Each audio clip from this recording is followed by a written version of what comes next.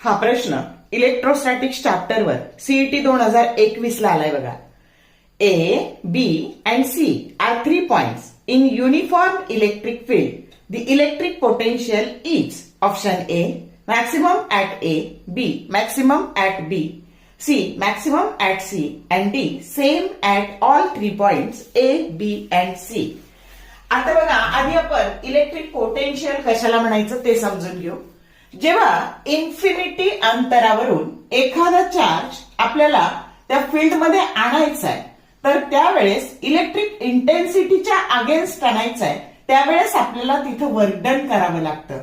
आलं लक्षात?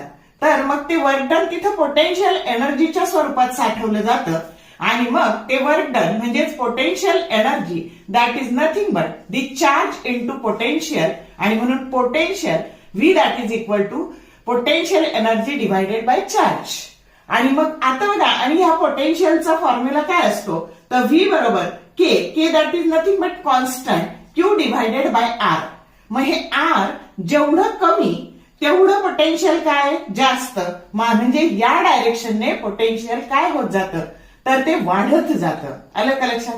मग आता बघा इथे हे पोटेन्शियल वाढत जातं तर सगळ्यात कडेला पॉइंट कोणता आहे, मग ए पेक्षा हे एचं पोटेन्शियल कमी, त्याच्यानंतर म्हणजे ह्या डायरेक्शनने पोटेन्शियल वाढत जाणार आहे, एचं कमी त्याच्यापेक्षा सीचं जास्त आणि सगळ्यात जास्त कुणाचं बीचं, आणि म्हणून करेक्ट ऑप्शन काय आहे तर इलेक्ट्रिक पोटेन्शियल या डायरेक्शनने वाढत जातं आणि सगळ्यात कडेला हा पॉइंट आहे आणि म्हणून electric potential is maximum at बी.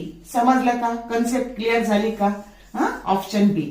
जर तुम्हाला असे पीवायक्यूचे शॉर्ट व्हिडिओ हवे असतील तर तुम्ही विंग्स ऑफ फिजिक्सच्या चॅनलला प्लेलिस्टला जा, तिथे तुम्हाला चॅप्टर वाईज पीवायक्यू मिळतील जे तुम्हाला सीईटीच्या कमी वेळात चांगल्या अभ्यासासाठी उपयोगी पडतील.